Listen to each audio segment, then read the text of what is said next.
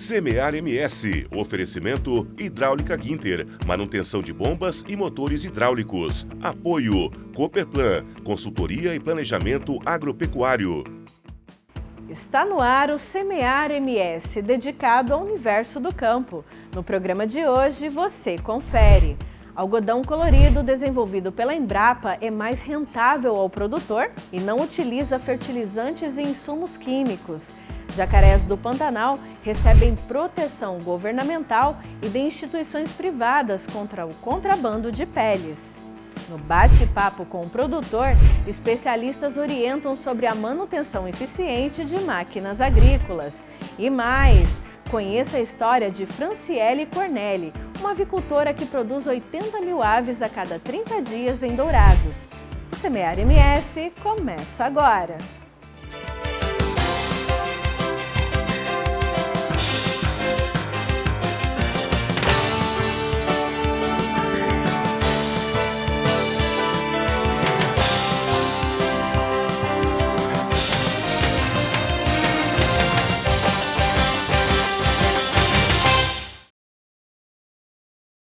Uma opção sustentável na fabricação de tecidos. Conheça o algodão colorido, variedade que dispensa o uso de corantes químicos e gera uma economia de 70% no uso de água e também é 30% mais rentável ao produtor rural.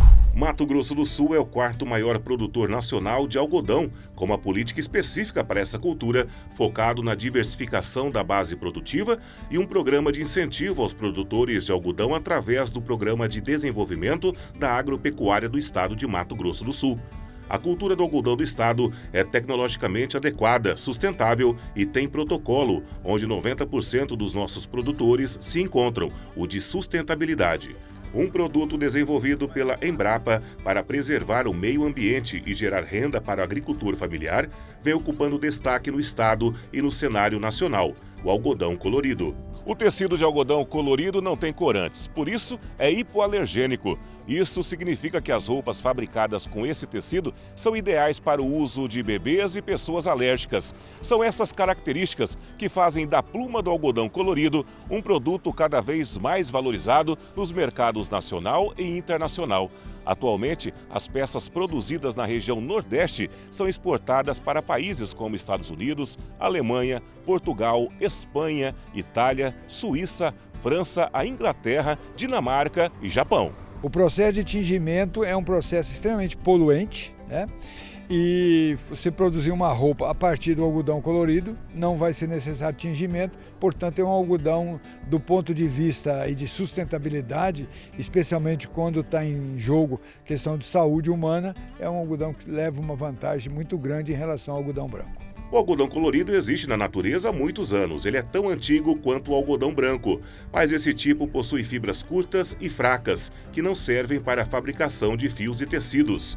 Os pesquisadores da Embrapa, então, trabalharam no melhoramento genético do algodão colorido para conseguir uma pluma que pudesse ser aproveitada na indústria têxtil. Essas cultivares que a Embrapa tem hoje, todas elas atendem os padrões exigidos pela indústria, tanto de comprimento, resistência da fibra e uniformidade de comprimento. E também um outro índice que a gente usa para qualidade de fibra, que é o Microner, que dá a ideia da finura da fibra. Então, as variedades da Embrapa atendem aos padrões da indústria têxtil. As variedades naturalmente coloridas pesquisadas pela Embrapa dispensam o uso de corantes químicos e, dessa forma, não poluem o meio ambiente e ainda representam uma economia de cerca de 70% de água no processo de acabamento do tecido. Em geral, o algodão colorido também é produzido de forma orgânica, sem o uso de insumos e fertilizantes químicos. A partir dessas diferentes tonalidades de fibra, são confeccionadas roupas, acessórios e artesanatos. Porque um grande passo já foi dado, que é a obtenção de cultivares adaptadas ao cultivar de algodão colorido, né? Adaptadas às diferentes condições ecológicas do Brasil, né? Então, a tecnologia está disponível, existe demanda por esse algodão, né? Então, é o produtor se organizar e tomar a decisão de cultivar algodão colorido de uma forma organizada, que tem mercado e o mercado remunera em média 30% a mais o preço do algodão colorido em relação ao algodão branco. Qual o prazo mínimo do contrato de arrendamento para culturas temporárias como soja e milho? Essas e outras perguntas podem ser enviadas no contato que aparece aqui na tela. E quem responde para a gente é o advogado Jordeli Dias do Prado Júnior, no quadro Direito e Agronegócio.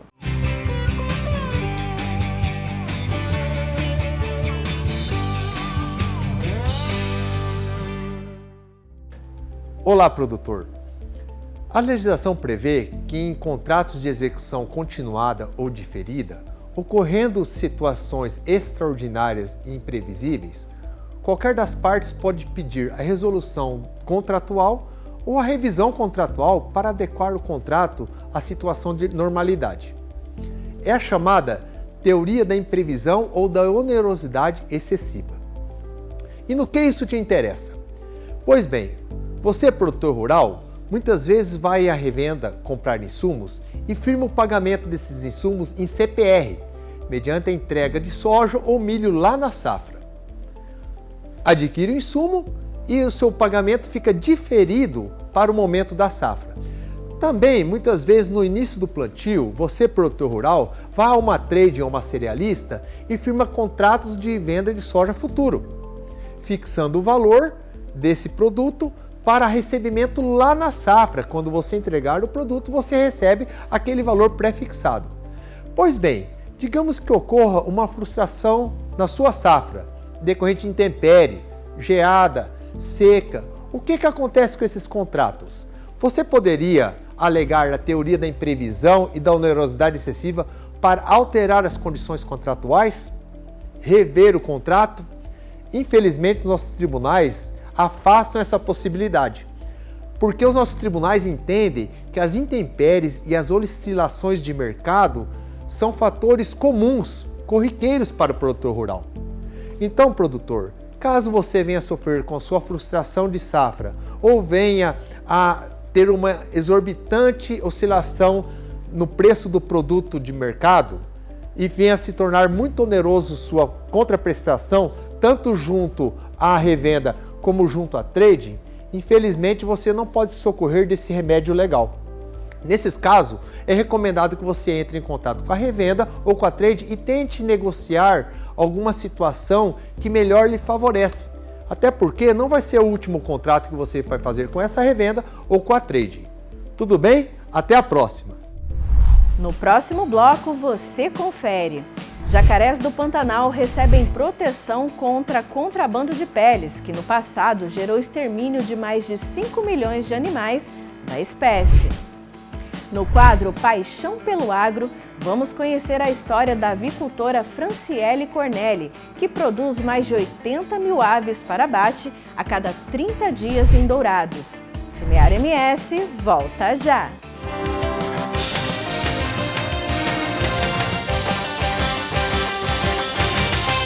A Lubifil há 20 anos atende Dourados e região com variedades em produtos com as melhores marcas e garantia de qualidade. Temos o óleo ideal para o seu automóvel, caminhão ou máquina agrícola. Na Lubifil você conta com uma equipe especializada e atendimento personalizado. Lubifil, agora com 2 lojas em Dourados.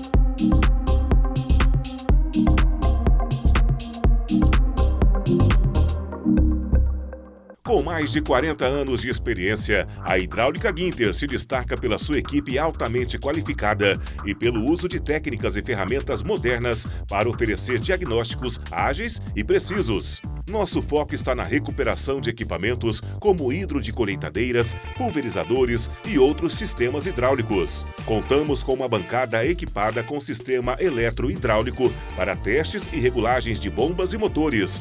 Hidráulica Ginter, excelência em manutenção hidráulica.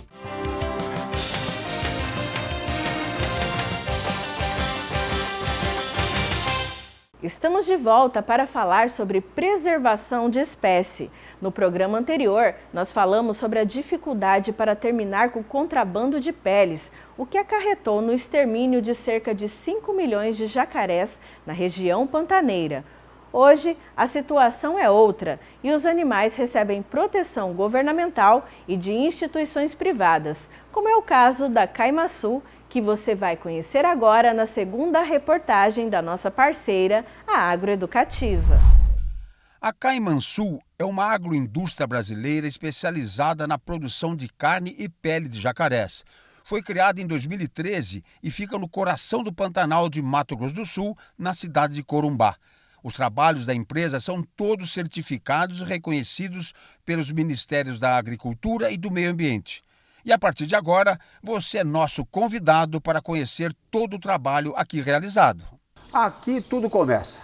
Nós vamos mostrar para vocês, com a ajuda do Eduardo, que é o médico veterinário responsável, como é que esses ovos são coletados na natureza. Eduardo, essa palhada aqui, isso é que a fêmea do jacaré junta em volta dos ovos? É o substrato que ela usa como base, né?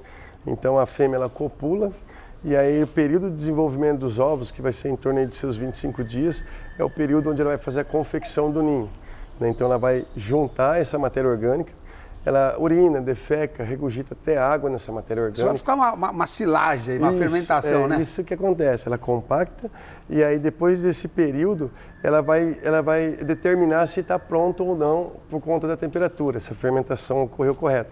Normalmente a fêmea faz mais que um ninho sem botar nos dois. Ela faz 2 ninhos ou 3 e escolhe um que chegar no ponto primeiro. Ela só vai colocar os ovos depois que ela sentir que a temperatura está adequada. Ela põe a patinha lá dentro e testa. Se ela determina que está pronto, né, a temperatura vai estar em torno dos seus 32 a 33 graus e os 98% de umidade. Aí ela abre esse ninho, ela vai formar uma câmara lá dentro com essa abertura que ela faz e ela vai botar os ovos, né, em média de 30 ovos por postura, né. Ela vai ter em média aí dos seus 40 minutos, ela faz esse processo. E essa postura dela é uma vez por ano? Uma vez por ano. Uma vez por ano. Às vezes as fêmeas não botam necessariamente todos os anos por conta desse instinto dela do cuidado com os filhotes. Então acaba que ela não bota um ano sim, um ano não. Mas é um padrão assim, uma vez por ano, elas acabam botando. Agora explica para nós por que esses ovos aqui estão com um tracinho vermelho em cima. Então, essa marcação é devido à necessidade que o embrião tem de estar aderido na membrana testácea, né, na camada interna aqui da concha cáustica. Ele fica grudado numa das paredes do ovo? Ele fica sobrenadante na gema, conforme ele vai se desenvolvendo, ele vai aderir nessa membrana, né? Então, é a posição onde o embrião está. Esse aqui vai querer já nascer. Já está nascendo, né?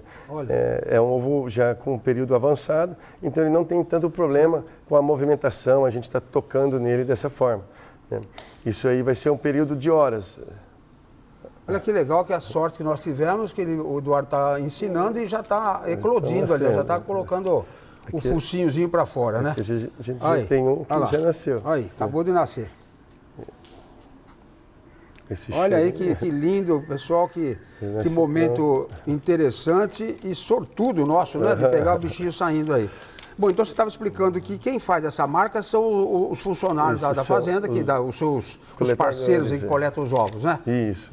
Aí essa marcação, eles fazem conforme a posição é encontrado o ovo. Então, se o ovo for encontrado em pé, a marcação é em cima. Se for meio deitadinho... Para interferir o menos possível no processo da natureza. Com certeza, Aí chegando aqui, o que acontece? Passa por um processo de higienização? Isso, não, a gente faz a seleção. A higienização é mais mecânica, né? Então, com o auxílio de um pincelzinho, a gente tira aí o que consegue de matéria orgânica para evitar o máximo desse manejo, essa movimentação do ovo, estressar muito o embrião, ainda mais esses que estão nascendo. Então faz uma limpeza, a gente usa esse tipo de bandejinha para manter uma qualidade sanitária melhor no ambiente incubatório, né? Por conta, né, da urina, das fezes da fêmea que se encontra nesses capins, né? E coloca esses ovos para serem incubados. Então nós vamos agora ver como é que é a incubação. Sim. Tá bom. Logo na chegada das caixas que vêm do campo, funcionários avaliam o acondicionamento e as condições de fertilidade dos ovos que irão para a chocadeira. A palhada que vem nas caixas é a mesma que abriga os ovos na natureza. A incubadora ou chocadeira tem temperatura e umidade controladas, e essas condições favorecem o nascimento de filhotes machos, e isto é mais interessante para a indústria, considerando-se o melhor rendimento por animal. O cinegrafista Emerson Silva teve problemas em registrar o coacho dos bichinhos, pois a alta umidade embaçou a lente da câmera. Mas demos um jeito para registrar esse momento mágico da natureza. Ouçam o chamado do primogênito deste ninho. Bom, como o Eduardo explicou, os ovos saem aqui da incubadora e vão aqui para a sala de nascimento. Nós vamos entrar agora para ver como é que é. Eles nascem aqui e depois já vão para uma água limpinha para já começar o período de recria. Vamos lá ver.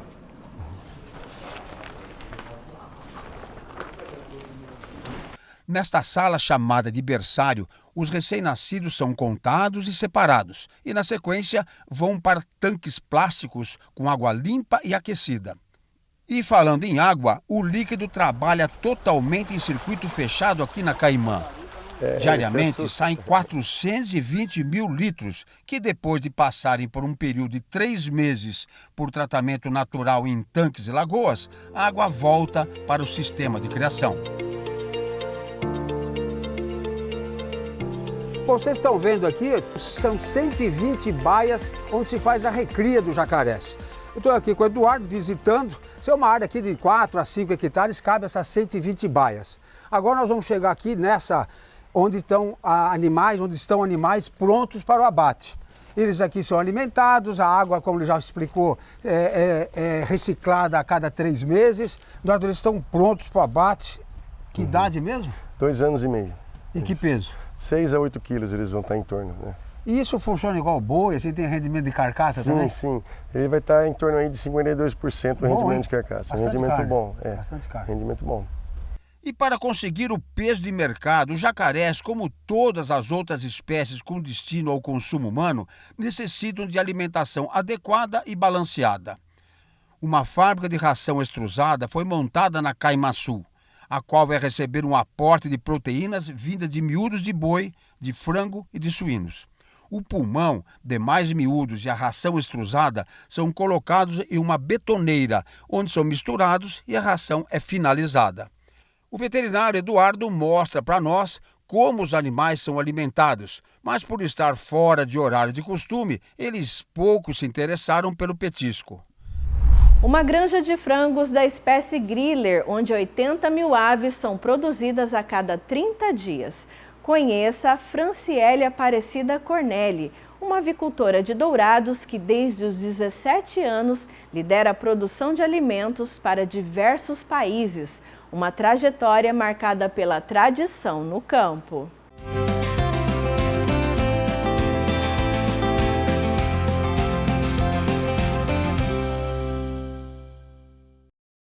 Com uma produção de 80 mil frangos da espécie Griller a cada 30 dias, a granja liderada pela avicultora Franciele Aparecida Cornelli tem uma história de tradição enraizada nessas terras. Há mais de 50 anos, os pais dela deixaram Rio Grande do Sul para trabalhar em fazendas na região de Dourados. Com o resultado do esforço, compraram a propriedade rural, essa área de 100 hectares, onde Fran passou boa parte da vida. As lembranças emocionam. Eu nasci em Dourados, meus pais são gaúchos, vieram há muito tempo atrás para cá. Eu acredito, meu irmão tinha 2 anos, eu acredito com 50 anos, que o meu irmão hoje teria uns 52, 53 anos, ia fazer 53. Faz uns 4 anos, 5 que o meu irmão faleceu. E vieram com aquela leva de gauchada para trabalhar no Mato Grosso, que eles falavam, né? Que tinha mais oportunidades. E fui criada aqui com eles. Morei aqui até 12, 13 anos, moramos na cidade.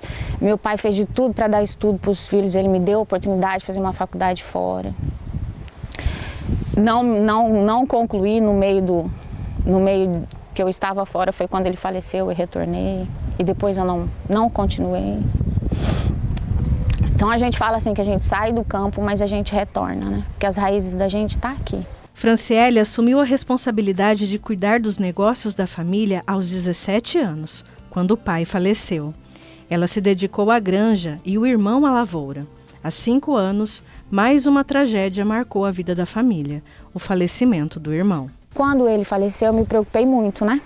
Aí Muito, porque, vamos dizer assim, quando a gente precisa de um socorro, que precisava de algo mais assim, era ele. Por mais que ele estava na lavoura, a gente falava, Vandro, preciso de tal coisa. Ele sabia onde orientar, o que fazer, então a gente se viu muito perdido. Nosso Porto Seguro tinha caído novamente, vamos dizer assim. A resiliência fez a Franciele superar obstáculos.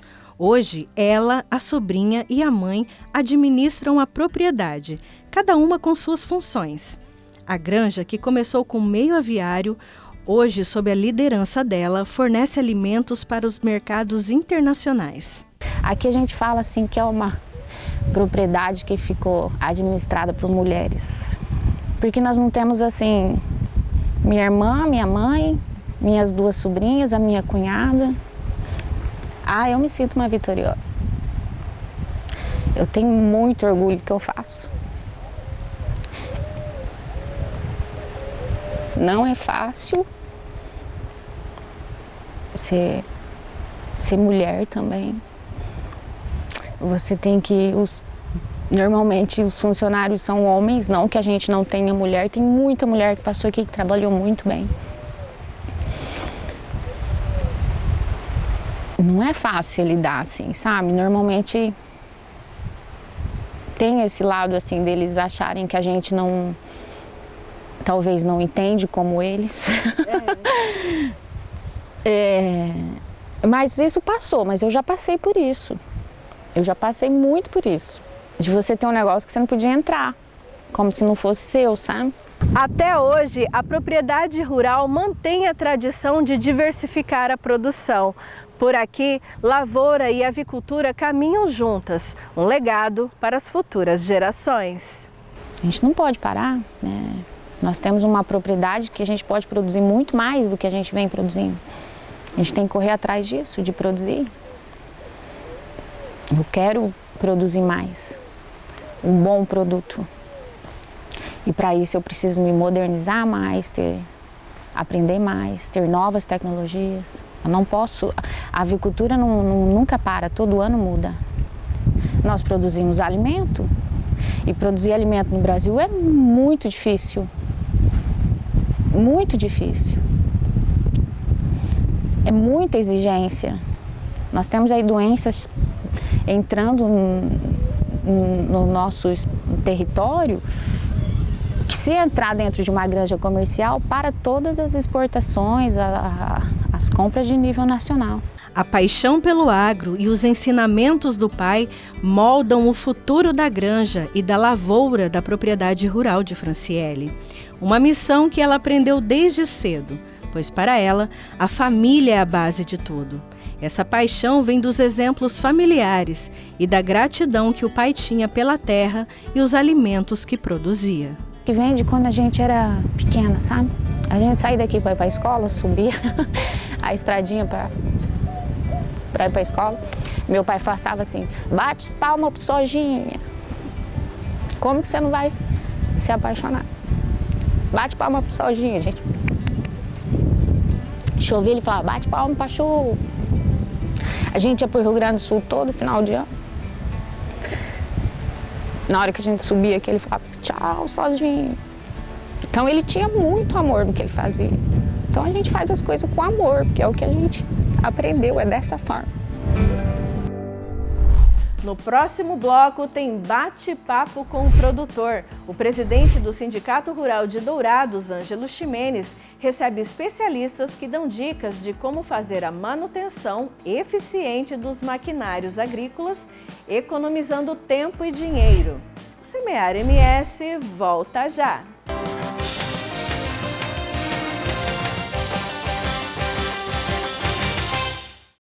Com mais de 40 anos de experiência, a Hidráulica Guinter se destaca pela sua equipe altamente qualificada e pelo uso de técnicas e ferramentas modernas para oferecer diagnósticos ágeis e precisos. Nosso foco está na recuperação de equipamentos como hidro de colheitadeiras, pulverizadores e outros sistemas hidráulicos. Contamos com uma bancada equipada com sistema eletrohidráulico para testes e regulagens de bombas e motores.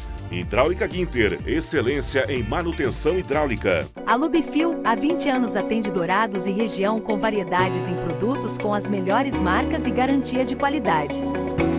Temos o óleo ideal para o seu automóvel, caminhão ou máquina agrícola. Na Lubifil você conta com uma equipe especializada e atendimento personalizado. Lubifil, agora com 2 lojas em Dourados.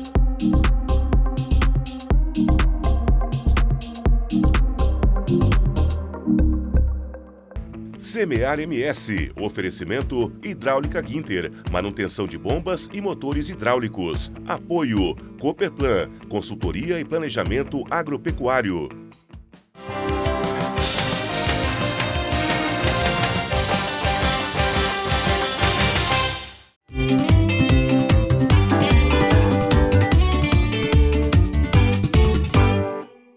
Olá, seja bem-vindo ao Bate-Papo com o Produtor. O tema de hoje é mecanização agrícola, manutenção eficiente. Para o tema de hoje, nós convidamos 2 profissionais da área, Marcos Vondrasek, sócio da empresa Ginter Manutenção Hidráulica, e também o engenheiro agrônomo Raul Campos, que é especialista na mecanização agrícola, planejamento e gestão de máquinas agrícolas nas propriedades rurais. Vamos começar falando com o Marcos. É uma das preocupações grandes que o produtor tem, que é essa manutenção, como fazer essa manutenção. Muitas vezes o produtor deixa a máquina ir até o fim para iniciar a sua manutenção. De que forma que é feita essa manutenção hoje, Marcos, e como que o produtor poderia fazer para melhorar essa otimização da manutenção? Bom dia, Ângelo. Bom dia, Raul, tudo bem?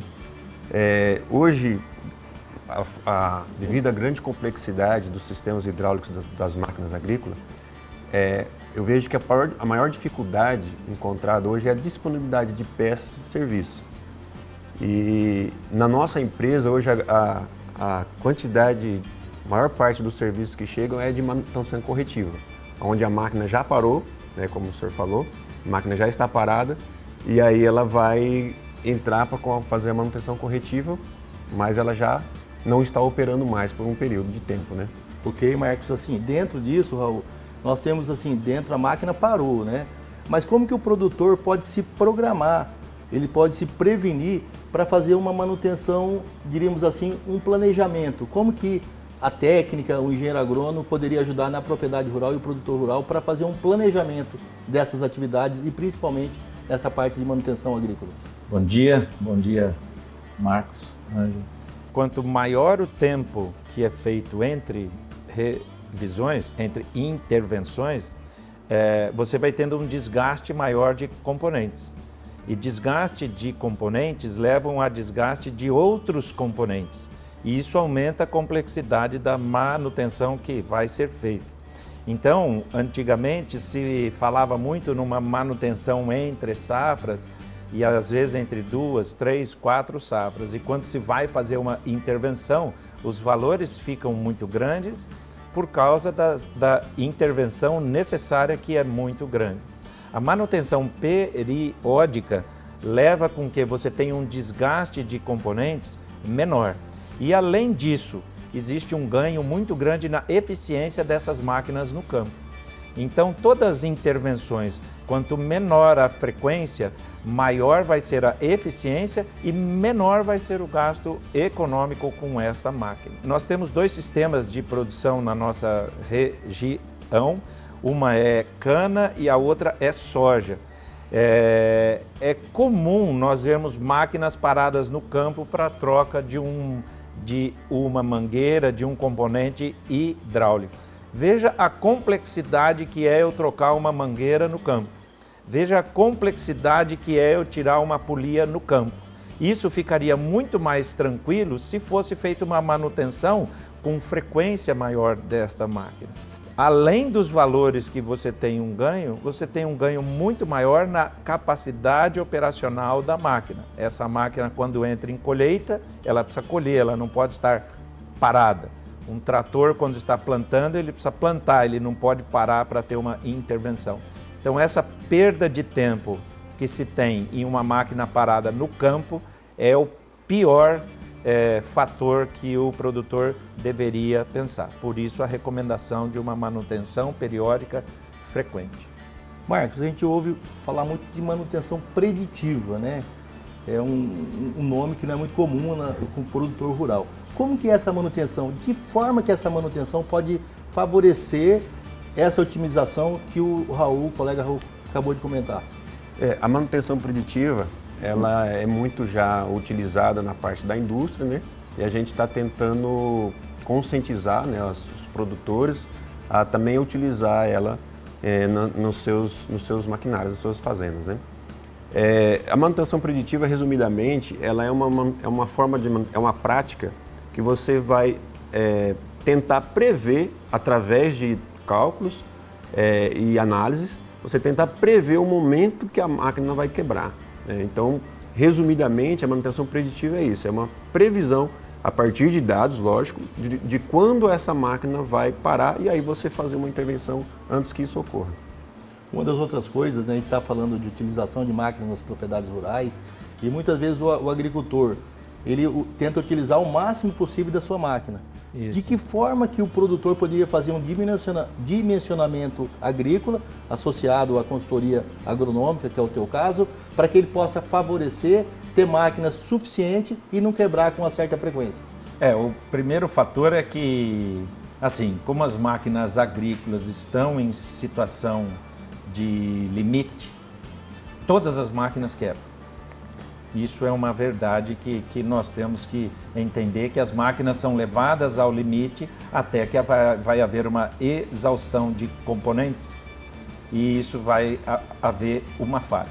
Então nós vamos iniciar do primeiro passo para os próximos passos. O primeiro passo é ter um planejamento das máquinas. Então eu tenho que levar em conta a atividade agrícola que vai ser feita, seja ela pecuária, cana, soja, milho, algodão. Depois disso, o tamanho da área que vai ser efetivado, levar em conta relevo, condições de solo, clima, para depois eu entrar no tamanho das máquinas que eu preciso ter e a quantidade delas. Isso existe existem índices de mecanização, de plantio, de pulverização, de colheita para a gente fazer o perfeito dimensionamento de máquina. Depois disso, com quais implementos nós vamos trabalhar essas operações agrícolas. E por fim, quando essas máquinas estão efetivamente a campo, as manutenções preditivas nos levam a eu atingir o objetivo que é máquinas trabalhando e não máquinas quebrando no campo. Um fator importante, né, Marcos, sobre a manutenção preditiva é que muitas vezes o fabricante no manual já diz o que precisa ser feito nessa máquina. São as trocas periódicas de óleo, filtro, componentes, ajustes, acertos que precisam ser feitos nessa máquina ao longo da sua vida útil. Eu gostaria de colocar mais um fator importante que a maioria dos produtores não usam, que é análise de fluidos constante. Então eu tiro análise de fluidos dos componentes hidráulicos, análises de fluido de motor, análise de fluido de transmissão e a partir dessa análise de fluidos me vem resultado se eu tenho limalha, se eu tenho algum componente de desgaste que está fora da curva. E daí eu faço uma intervenção, porque a maioria das manutenções que são feitas hoje, quando se saca uma transmissão, eu olho uma transmissão, uma análise por fora.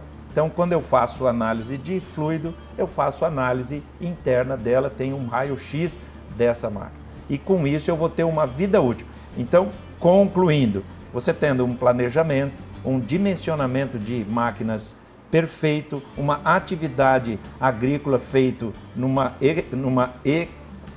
equalização de trator com implemento e fazendo uma manutenção preventiva dos equipamentos, é quase certeza que essa máquina vai estar sempre trabalhando e as falhas vão ser muito poucas.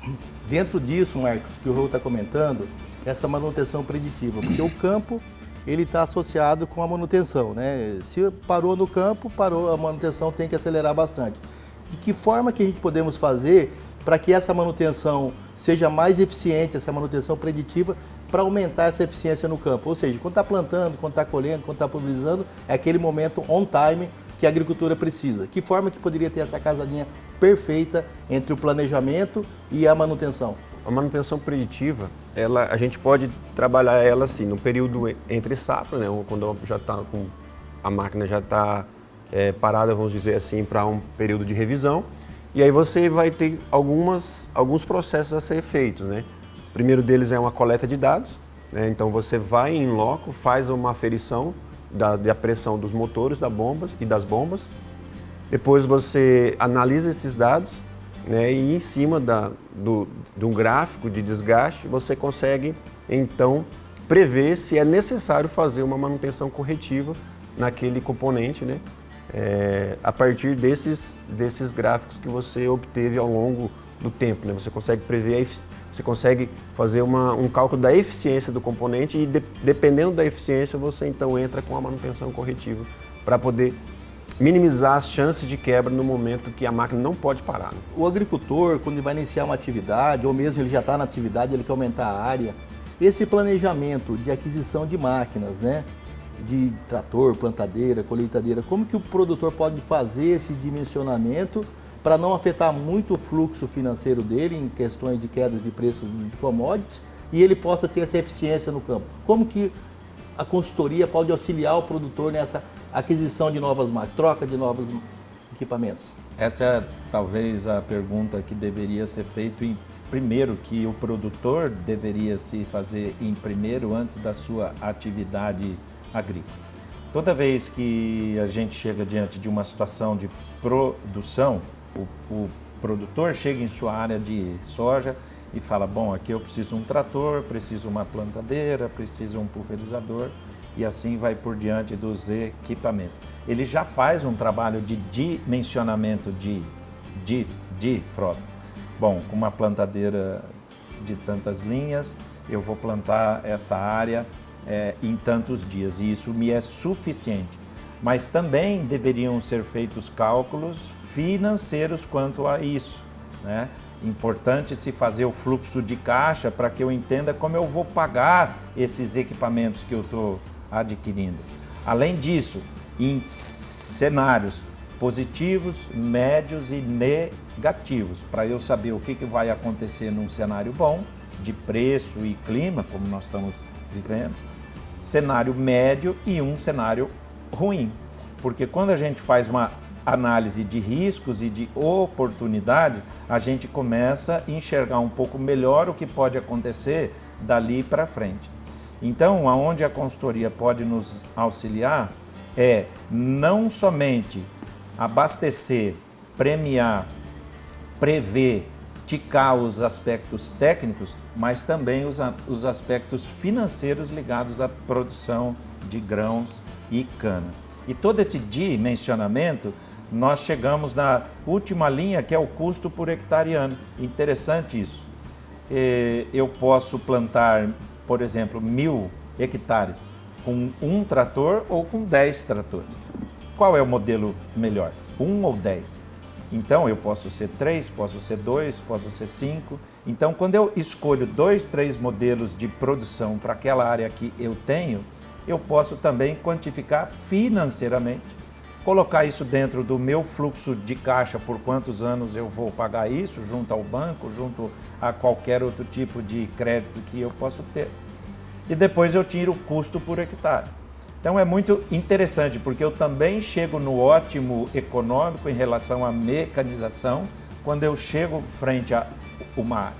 Então eu contemplo dessa forma os aspectos técnicos, os aspectos financeiros e os aspectos de viabilidade desse meu projeto agrícola no médio e longo prazo.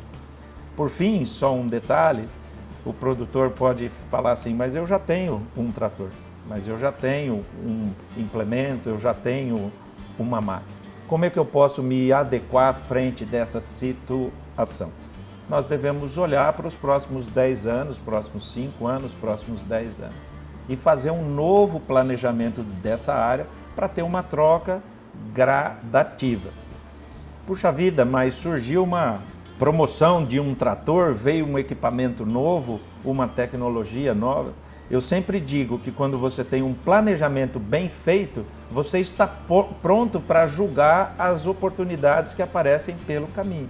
Nós estávamos falando bastante da manutenção preditiva, mas o que ocorre no campo quase que é uma manutenção corretiva, né? Que forma que poderia casar uma com a outra aí e evitar essa manutenção corretiva? Ótimo, vamos pelos passos para lembrar e de maneira didática, fica simples para que o produtor entenda. Nós queremos mitigar que a máquina quebre no campo. Então, para isso, um bom planejamento, para isso, um bom dimensionamento de máquinas e seguir todas as manutenções preditivas que nós estamos falando. Manutenções frequentes nas máquinas e intervenções e cheques constantes durante as paradas da própria safra ou nas paradas entre safra. Mas, mesmo assim, as máquinas quebram. E aí eu preciso ter uma intervenção delas no campo. Nessa hora, é importante um parceiro com conhecimento técnico, com peças, com equipamentos, para ter um atendimento rápido. Muitas vezes, o produtor não está preocupado se aquela máquina ela é melhor, se ela é pior. Ela quer que a máquina volte a funcionar rápido. Então, é importante também termos um parceiro que vai nos atender rapidamente. Se esse parceiro fez as intervenções preditivas dessa máquina, ele está apto para conhecer muito melhor minha máquina do que um outro que vai chegar de repente lá para fazer uma intervenção.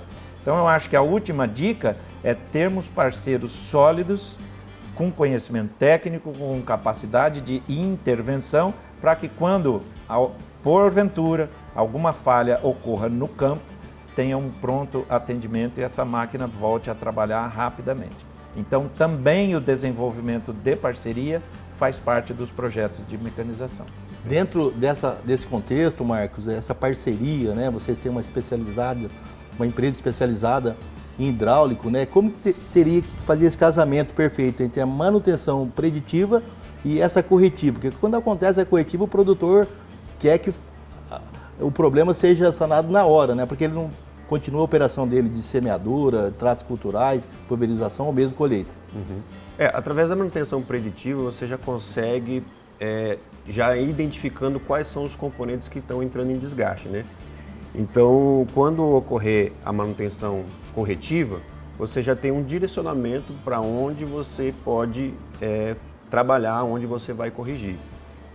Uma coisa que é muito importante quando a quebra da máquina acontece, ela gera um estresse muito grande, né? Tanto o produtor quanto o prestador de serviço, e porque o prestador de serviço tem que correr o mais rápido que ele puder e o produtor tem uma janela curta, às vezes de pulverização ou de colheita. Então, para minimizar esse estresse, é muito interessante você já vir monitorando a máquina para que quando a manutenção corretiva ocorrer, ela seja sanada o mais rápido possível, né? Onde você vai ter peça disponível. Uma grande dificuldade na nossa região é a disponibilidade de peça, né? Então, assim, com esse planejamento a gente já consegue ter uma ideia do que pode acontecer e do que vai ser mais suscetível de acontecer no campo, e aí você já está preparado para entrar com essa manutenção corretiva. Bem explicado o tema. Quero agradecer a presença de cada um de vocês. Esse programa Bate-Papo com o Produtor, que é a voz do produtor rural. E também convidá-los para outros temas também, para nós estarmos aqui discutindo. O Bate-Papo com o Produtor Rural vai ficando por aqui. Voltamos a semana que vem. Até lá. O Semear MS de hoje fica por aqui. A gente se vê de novo no próximo programa. Até lá!